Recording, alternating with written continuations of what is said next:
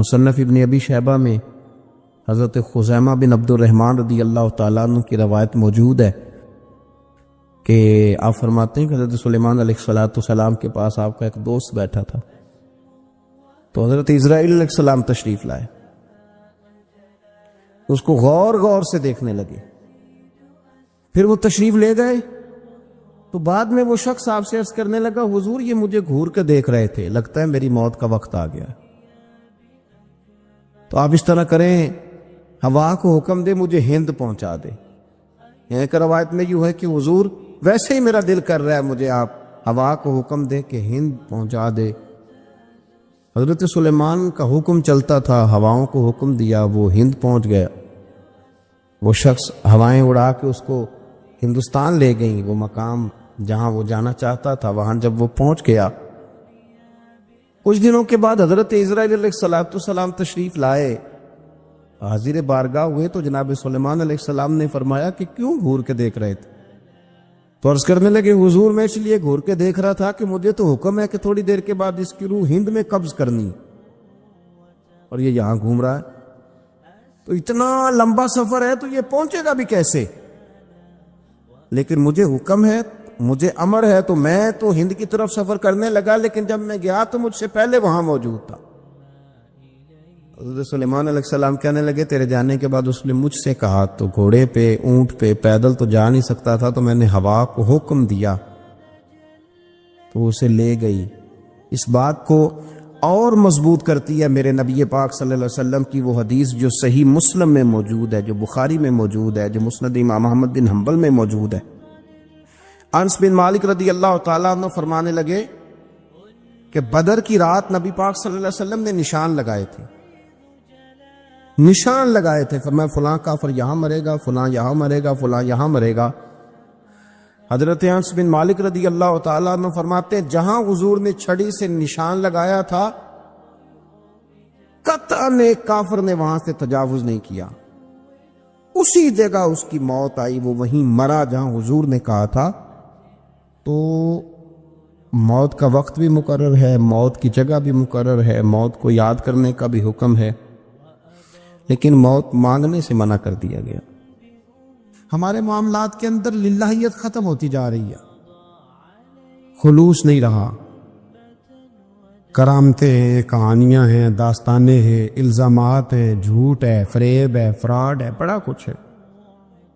اگر نہیں ہے تو خلوص نہیں ہے، اگر نہیں ہے تو ہمارا اللہ اور اس کے رسول کے ساتھ رضا والا معاملہ نہیں ہے۔ کسی چیز کو اس کی حقیقت کی بجائے ہم تصورات کی دنیا میں جا کے، خیالات، توہمات اور افواہوں کی دنیا میں جا کے اس کو قبول کرتے ہیں۔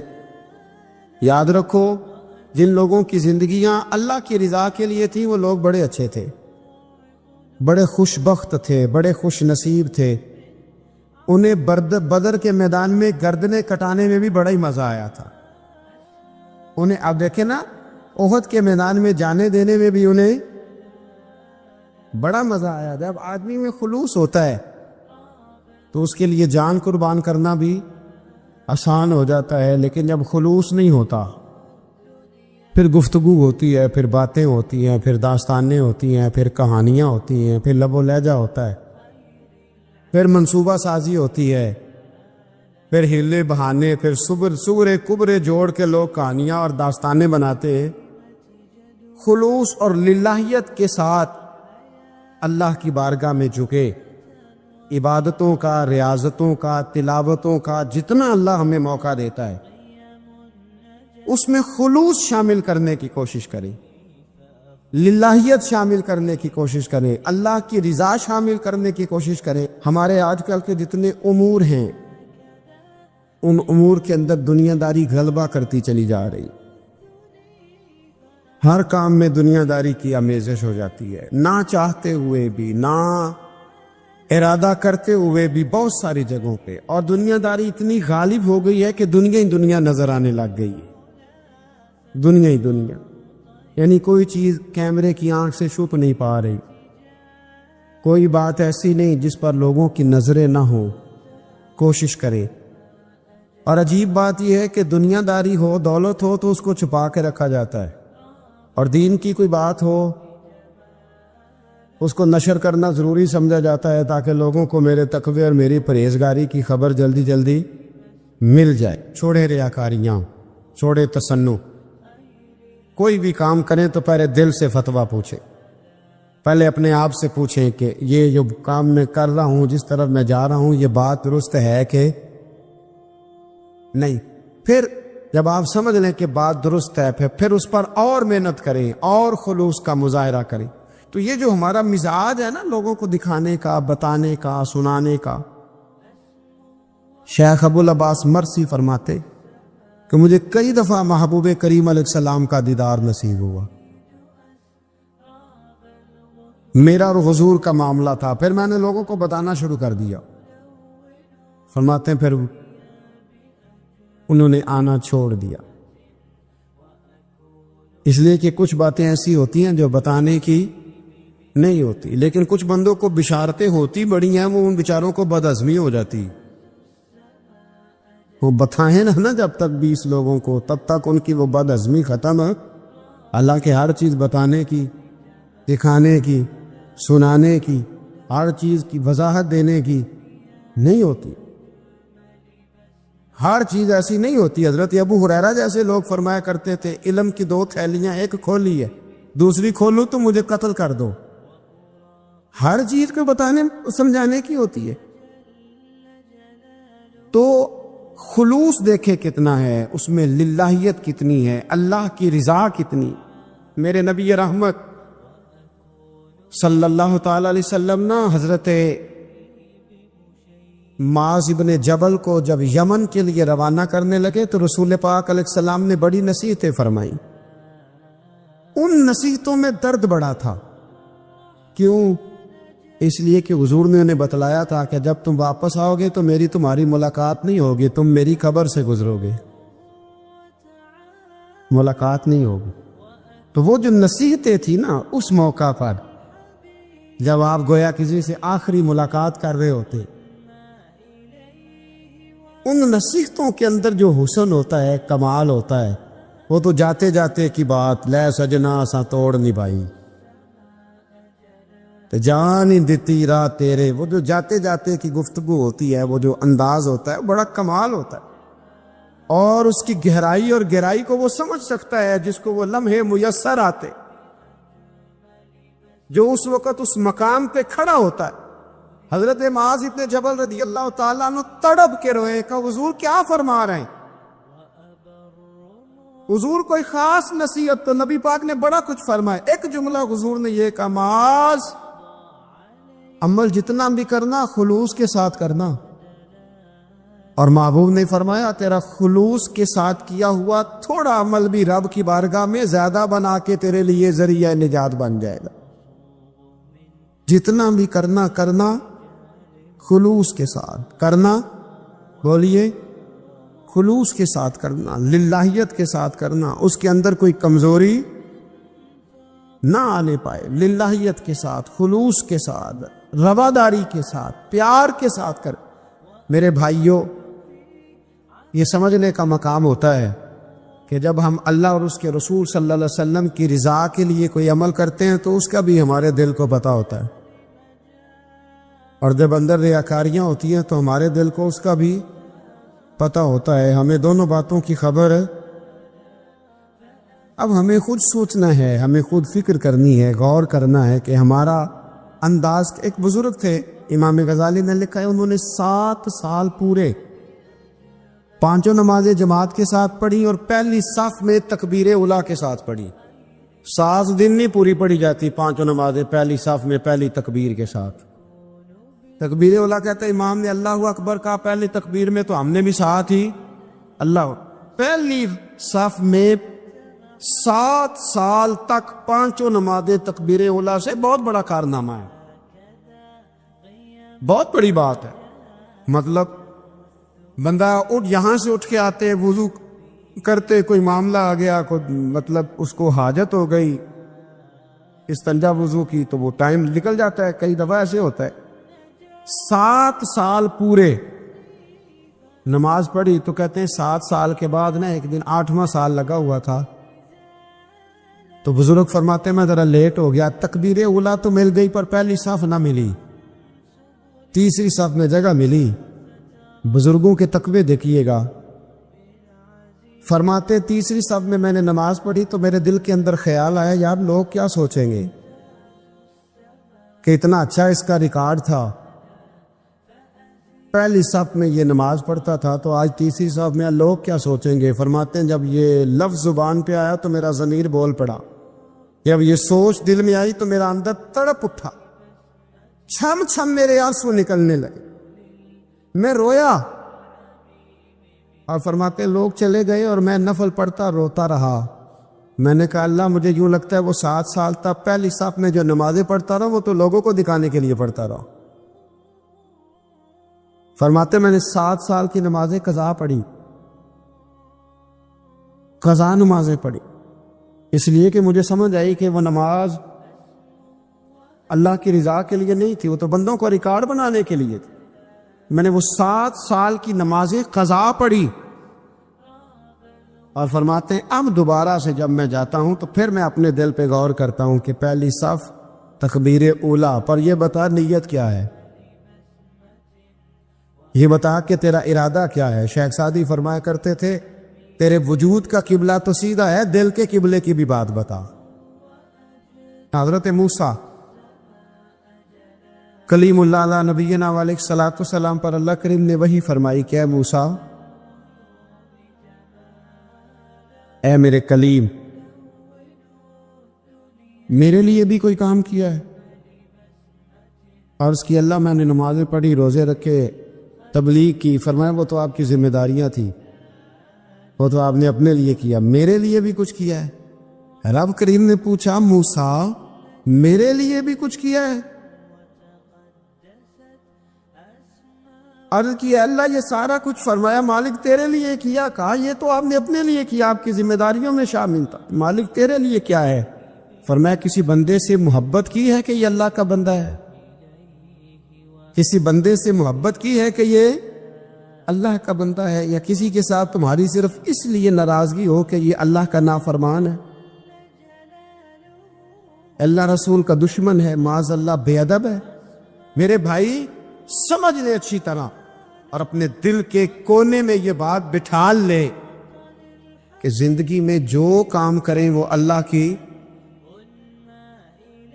رضا کے لیے، چھوٹا سا بھی خیر کا کام۔ میرے رسول کریم علیہ السلام کا جو سب سے پہلا فرمان ہے نا بخاری میں، وہ یہ ہے کہ انما الاعمال بالنیات، تیرے عمل کا دار و مدار تیری نیت پر ہے، تیرے ارادے پر ہے۔ بنیاد تمہاری نیت ہے، بنیاد یہ ہے کہ تمہارا اندر سے اس کام کے لیے ذوق کیا ہے، شوق کیا۔ اگر وہ بنیاد مضبوط ہے تو پھر عمل کی جو آپ چھت ڈالیں گے وہ ساری چھت بھی مضبوط ہے، لیکن اگر ارادے کچے ہیں، کمزور ہیں، سازشیں ہیں، رنجشیں ہیں، اندر معاملات گڑبڑ ہیں، تو پھر کبھی دیواریں مضبوط ہو سکتی، نیتیں اچھی کرے۔ بڑی سادی مثال، بڑی صاف ستھری، مولا کائنات شیر خدا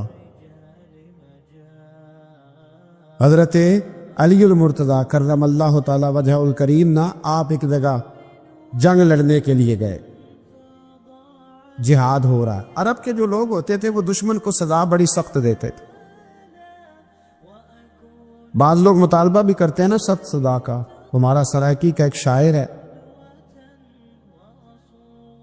وہ کہا کرتا ہے جے تانگی ساڑی زندگی تو تے دے سخت سزا تیری جان چھٹے، ساکو مار نہ شاکر کستاں وچ یک لخت مکا تیری جان چھوٹے۔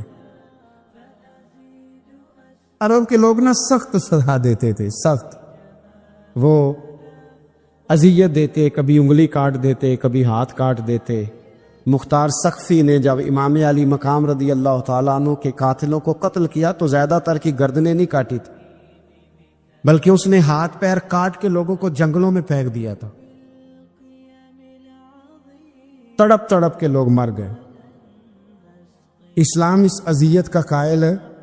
اہل عرب اذیت دیتے تھے، بلکہ دشمن جب نڈھال ہو کے گر جاتا تھا نا تو اس پر گھوڑے دوڑا دیتے تھے، گھوڑے دوڑ جاتے تھے اس پر، لاشیں مسک کر دیتے، ناک کان آنکھیں نکال ڈالتے تھے، ٹکڑے کرتے تھے وجود کے، اذیت دیتے تھے۔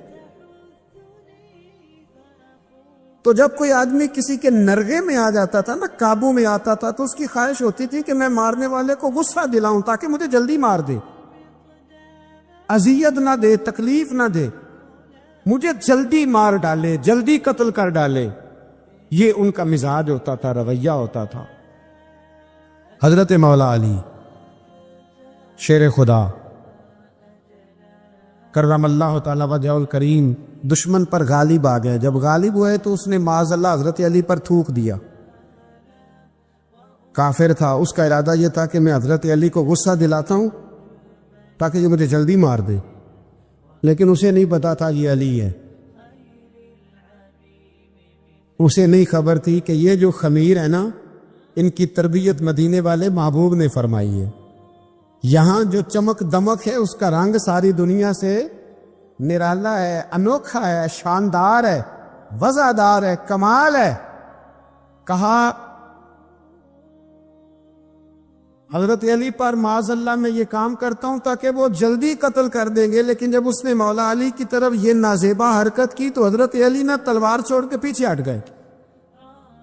توجہ کرنا، رزلٹ دیکھنا، مولا علی پیچھے ہٹ گئے اور فرمانے لگے جا تو آزاد ہے۔ وہ کہنے لگا میں آزاد ہوں، کس طرح، کیسے؟ تو حضرت علی فرمانے لگے میرا تیرا ذاتی جھگڑا تو کوئی نہیں نا، نہ تو نے میری زمین پہ قبضہ کیا، نہ میرا مال لوٹا، نہ میری عزت پر ہاتھ ڈالا۔ میرا تیرا جھگڑا اللہ کی رضا کے لیے، خالص اس لیے کہ تو اللہ کی نافرمانی کر رہا، خالصتاً اس لیے تیرا اور میرا یہ جھگڑا ہے۔ باقی جہاں تک تعلق اس بات کا ہے کہ اب تو نے میری ذات شامل کر دی، اب تو نے مجھے تکلیف دے دی، اب تو نے مجھے اذیت میں مبتلا کر دیا، تو حضرت مولا علی شیر خدا فرمانے لگے اب ذات آ گئی ہے میری بیچ میں، اب میری ذات بیچ میں آ گئی، اب اگر میں تجھے قتل کروں گا تو لگے گا میں نے اپنے ذاتی غصے میں قتل کیا، لہذا اب معاملہ یہ ہے کہ میں تجھے آزاد کرتا ہوں، اب تو چھٹی کر سکتا ہے، جا سکتا ہے، دوبارہ کبھی میرے ہاتھ آئے گی تو دیکھی جائے گی۔ مولا کائنات نے اسے چھوڑ دیا، لیکن وہ حضرت علی کا غلام بن گیا، وہ غلام بن گیا۔ کہنے لگا علی اب سمجھ آئی ہے کہ دین کتنا شاندار ہے، دین کتنا اعلیٰ ہے، دین کی قدریں کتنی پاکیزہ اور کتنی حسین ہے، اور کتنا منور ہے محبوب کریم کا دین، آپ مجھے کلمہ ہی پڑھا دے۔ گویا جو بندہ تلوار سے فتح نہ ہو سکا وہ مولا علی کے خلوص سے فتح ہو گیا، حضرت علی کے خلوص سے، للہیت سے، اللہ کے ساتھ جو ان کا رشتہ تھا، اس رشتے کی برکت سے وہ آدمی فتح ہو گیا۔ اللہ کے بارے میں ہمیشہ اچھا گمان رکھنا واجب، رب میرے ساتھ رحمت والا معاملہ ہی کرے، اچھی سوچیں رکھنا ہی ضروری ہے اللہ کے بارے میں۔ یعنی معاذ اللہ وہ جو دلوں میں بعض اوقات وسوسے آتے کہ اس کو اتنا مل گیا تو مجھے نہیں ملا، وہ جو شیطان اس قدر زیادہ وسوسہ انگیزی کرتا ہے، تو یاد رکھیں رب کے بارے میں ہمیشہ اچھا گمان رکھنا ضروری، اور جو نیک اور صالح مومن ہو اس کے ساتھ اچھا گمان رکھنا مستحب ہے، آپ کو اجر ملے گا اچھا گمان رکھنا۔ اور کچھ گمان حرام بھی ہیں، جیسے اللہ تعالیٰ کے ساتھ معاذ اللہ کسی نے برا گمان رکھا، نیک مومن کے بارے میں کسی نے برا گمان رکھا، بری سوچ رکھی، تو یہ حرام ہے۔ ہاں کچھ لوگ ایسے ہیں جن کے بارے میں صرف اتنا کہا گیا کہ ان کے بارے میں تمہارے ذہن میں اگر کوئی بری سوچ آتی ہے تو وہ ٹھیک ہے، لیکن تشہیر اس کی بھی نہ کرنا۔ ایک بندہ اعلانیہ گناہ کرتا ہے، اعلانیہ، تو آپ کے دل میں اگر یہ بات آ جاتی ہے کہ یار اس نے کیوں معاذ اللہ شراب خانے سے یہ نکلا، اس نے کیوں رشوت لی، آپ اس کے بارے میں اگر یہ گمان کرتے ہیں تو یہ گمان جائز ہے، لیکن اس کو بھی آپ تبلیغ کریں گے۔ ہاں اگر کسی کو بتانا ہے تو صرف اس شخص کو بتا سکتے ہیں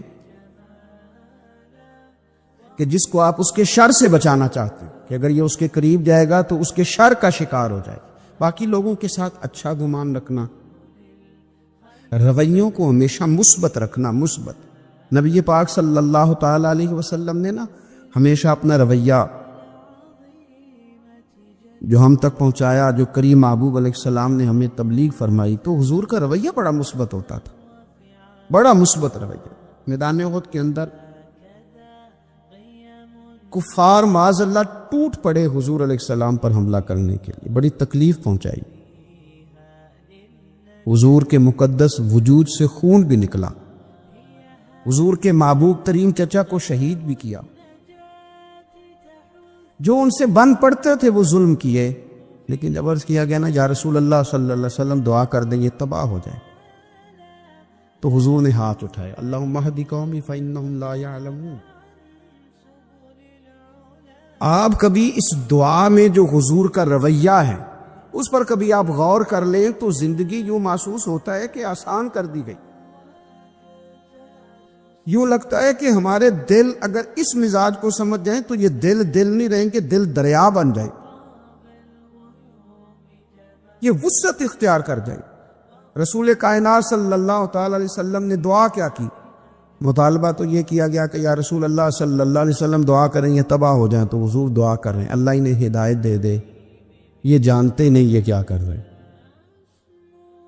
انہیں پتہ ہی کوئی نہیں، عقل ہی نہیں رکھتے، شعور ہی نہیں ہے۔ بچوں کے بارے میں نہیں بندہ کہتا انہیں پتہ ہی کوئی نہیں، تو اتنا مثبت رویہ ان کے بارے میں جو پتھر برسا رہے ہیں،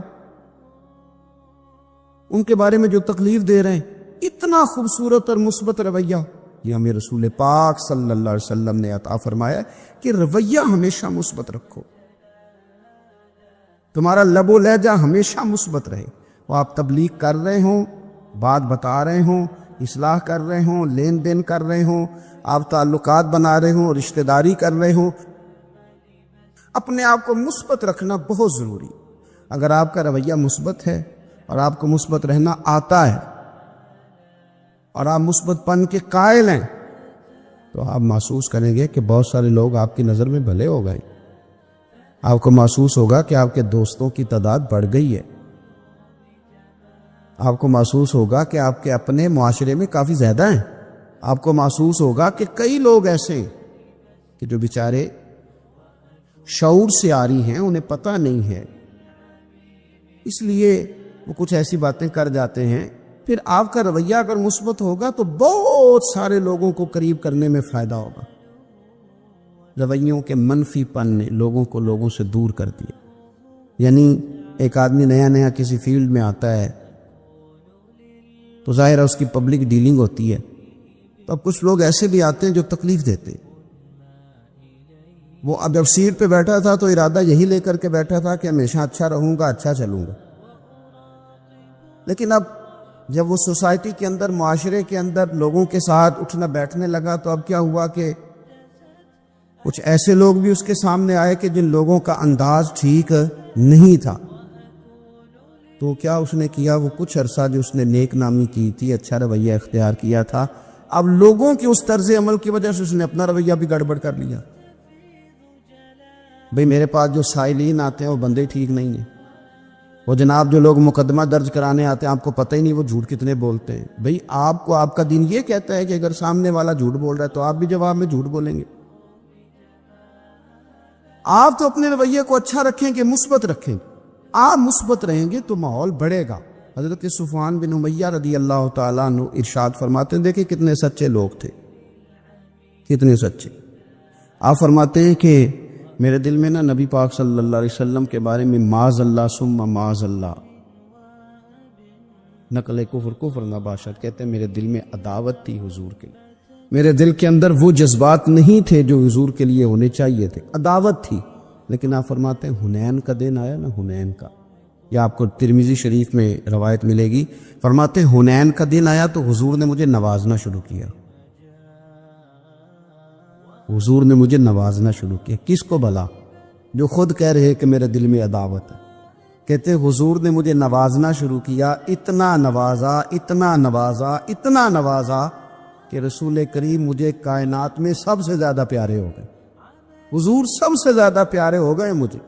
اب میرے لیے سب سے بڑھ کر میرے رسول پاک صلی اللہ علیہ وسلم کی ذات ہے، مکھ چند بدر شاشانی ہے، متھے چمک دی لاٹ نورانی ہے، کالی زلف تے اکھ مستانی ہے، مخمور اکھی ہیں مد بریاں سبحان اللہ۔